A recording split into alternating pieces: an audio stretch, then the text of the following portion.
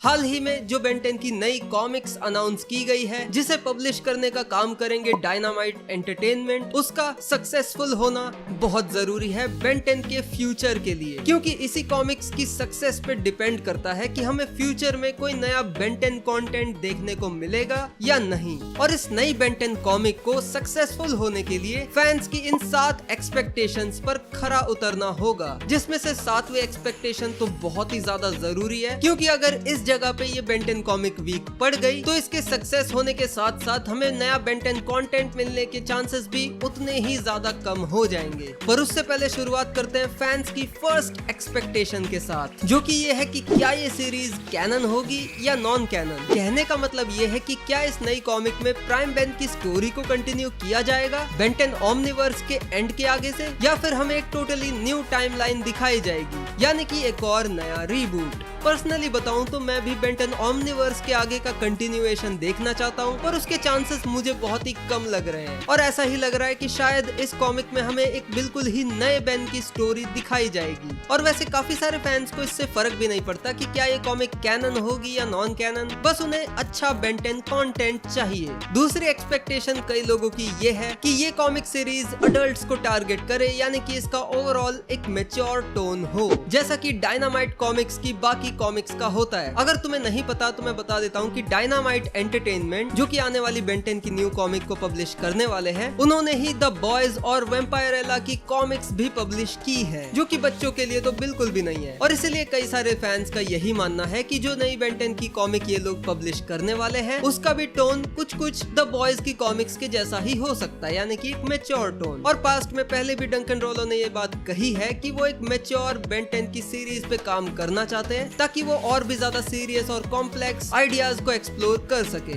And since ये एक comic series है, कोई टीवी शो नहीं है, कार्टून नेटवर्क का इस कॉमिक सीरीज पे ज्यादा कंट्रोल नहीं होने वाला, तो हम शायद ऐसा मान के चल सकते हैं कि इसकी ओवरऑल शायद हमें मैच्योर टोन ही देखने को मिले। पर मैं तुम्हें ये भी बता दूं कि कार्टून नेटवर्क ने डायनामाइट एंटरटेनमेंट के साथ कोलैबोरेट करके पावर पफ गर्ल्स की भी कॉमिक्स पब्लिश करवाई है, यानी कि इसके बहुत ही कम लेकिन चांसेस जरूर है कि ये जो नई बेन 10 की कॉमिक आने वाली है, ये किड फ्रेंडली भी हो सकती है, या फिर हो सकती है कि ये बेन 10 रीबूट का ही कंटिन्यूएशन हो कॉमिक फॉर्म में। मतलब ये पूरी तरह से इम्पॉसिबल भी नहीं है, क्योंकि बेन 10 ओमनिवर्स से ज्यादा प्रॉफिट बेन 10 रीबूट ने कार्टून नेटवर्क को जनरेट करके दिया है टॉयज और मर्चेंडाइज बिकवा के, यानी कि इसके भी बहुत स्लिम चांसेस हैं कि कार्टून नेटवर्क बेन 10 का एक बहुत ही किड फ्रेंडली कॉमिक अडेप्टेशन बनवाए डायनामाइट एंटरटेनमेंट से, या फिर एक नया रीबूट भी हो सकता है, पर वो किड फ्रेंडली ही रहे। पर्सनली मैं तो यही चाहूंगा कि थोड़ा सा टीनेजर्स को टारगेट किया जाए, एकदम खून खराबा मारकाट दिखाने की जरूरत नहीं है। बेन 10 एलियन फोर्स या अल्टीमेट एलियन जितना सीरियस टोन भी होगा कॉमिक सीरीज का, तब भी चल जाएगा। और जैसा कि अभी थोड़ी देर पहले मैंने कहा था कि हो सकता है कि ये कॉमिक एकदम ही नए बेन की स्टोरी को फॉलो करे, यानी कि एक बिल्कुल ही नया रीबूट भी देखने को मिल सकता है हमें। और हो सकता है कि वो आज के जमाने के हिसाब से न्यू ऑडियंस को बहुत अच्छे से केटर करे। पुरानी स्टोरीज को नए तरीके से दिखाने का इनके पास एक बहुत बढ़िया चांस होगा, जिसे अगर इन्होंने ढंग से यूज किया तो फिर हो सकता है कि क्या पता हम इस नए बेन को भी पसंद करने लगे। और बाद में जब ये अच्छा खासा सक्सेसफुल हो जाए तो प्राइम बेन का इसके साथ क्रॉसओवर भी दिखाया जा सकता है थ्रू मल्टीवर्स।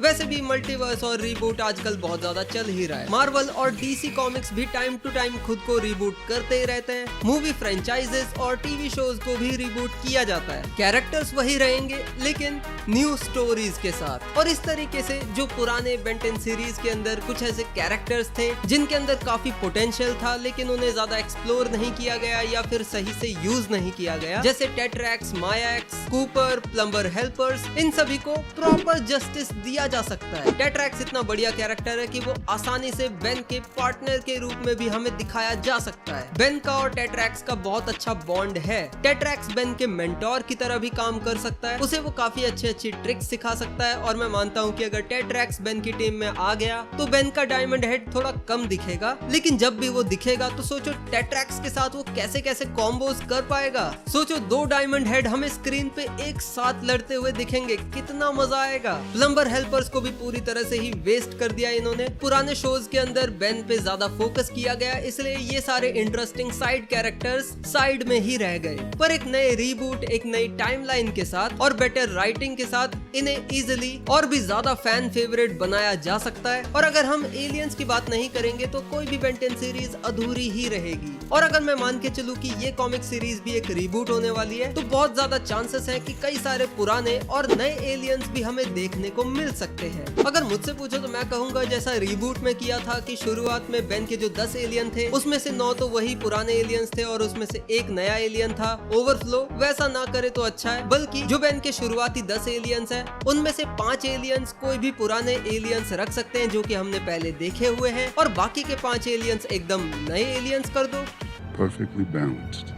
पर एक कॉमिक को सबसे ज्यादा अट्रैक्टिव पता है क्या बनाता है? वो है उसका यूनिक आर्ट स्टाइल। कुछ ऐसा यूनिक होना चाहिए जो कि आंखों को देखने में सुंदर भी लगे, अट्रैक्टिव लगे और वो बेन 10 को अच्छे से जस्टिफाई करे। एक अच्छा एक्सप्रेसिव आर्ट स्टाइल रीडर्स के एक्सपीरियंस को और भी ज्यादा एलिवेट कर सकता है। बेन 10 के सभी एलियंस, सभी विलन्स और इनकी फाइट्स का इलस्ट्रेशन एकदम टॉप नॉच होना चाहिए। क्योंकि मैंने कुछ बेन 10 कॉमिक्स के ऊपर नजर मारी है और शुरुआती कॉमिक्स का आर्ट स्टाइल उतना स्ट्रॉन्ग नहीं है, पर बाद में धीरे धीरे बेन 10 कॉमिक्स का आर्ट स्टाइल बेहतर होता गया है। तो मैं चाहूंगा कि आज के टाइम पे हमें और भी ज्यादा बेटर और अपीलिंग आर्ट स्टाइल देखने को मिले इस बेन 10 की न्यू कॉमिक का। क्योंकि कॉमिक के केस में सबसे पहले जो बंदा नोटिस करता है वो है कॉमिक का आर्ट स्टाइल, और अगर नए लोगों को इसका आर्ट स्टाइल अच्छा लगा तो वो इसे ले तो लेंगे, पर वो इसके असली फैन तभी बनेंगे जब उन्हें इसकी स्टोरी पसंद आएगी। और वही मेरी लास्ट एक्सपेक्टेशन भी है। बाकी सारे पॉइंट्स अगर थोड़े वीक भी रह गए तब भी चलेगा, पर अगर स्टोरी वीक हो गई तो इस कॉमिक सीरीज को बहुत क्रिटिसिज्म का सामना करना पड़ेगा, जिससे यही नेगेटिव सिग्नल जाएगा कि फैंस को बेन 10 पसंद नहीं आ रहा है। एक अच्छी स्टोरी के पास पावर होती है कि वो किसी भी मिड से मिड प्रोजेक्ट को भी फैन फेवरेट बना दे। तो इसलिए इस बेन 10 कॉमिक की भी स्टोरी टॉप नॉच होनी बिल्कुल जरूरी है। और अगर इसकी स्टोरी अच्छी नहीं हुई तो इसे काफी क्रिटिसिज्म झेलना पड़ेगा फैंस की तरफ से, जिससे क्रिएटर्स और कार्टून नेटवर्क को यही लगेगा कि बेन 10 की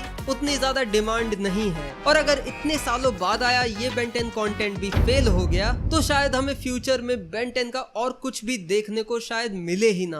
वार्नर ब्रोस को तुम जानते ही हो, वो लोग कितने इम्पेशेंट हैं। अगर उन्हें कोई चीज प्रॉफिटेबल नहीं लगती तो वो फौरन हड़बड़ा जाते हैं। अगर ये कॉमिक अच्छी परफॉर्म करती हुई उन्हें नहीं दिखी तो हो सकता है कि वो नई सीरीज को भी परमानेंटली कैंसिल कर दे, या फिर जो नई बेन 10 की लाइव एक्शन मूवी पे काम चल रहा है प्री प्रोडक्शन का, उसे भी रोक दे। इसलिए इस कॉमिक को फैंस की एक्सपेक्टेशन पर खरा उतरना बहुत ज्यादा जरूरी है। पास्ट में जो भी बेन 10 की कॉमिक्स आई है उनकी स्टोरी कुछ खास ज्यादा एक्स्ट्रा ऑर्डिनरी नहीं है, पर फिलहाल क्योंकि हमारे पास और कोई बेन 10 कंटेंट नहीं है तो अगर तुम चाहो तो इन कॉमिक्स को भी तुम पढ़ सकते हो। वैसे ये कॉमिक्स मैंने भी नहीं पढ़ी है अभी तक, मैंने बस थोड़े बहुत रिव्यूज ही देखे हैं। और अगर तुम चाहते हो कि इन कॉमिक्स को हिंदी में एक्सप्लेन करते हुए मैं डेडिकेटेड वीडियोस बनाऊं तो इस वीडियो को लाइक जरूर करना और कमेंट करना कॉमिक और बेन 10 के 10 ऐसे खतरनाक एलियंस जो कि ओमनिट्रिक्स में बैंड है, उनके बारे में अगर जानना चाहते हो तो ये रही वीडियो। इंतजार किस बात का, टूट पड़ो।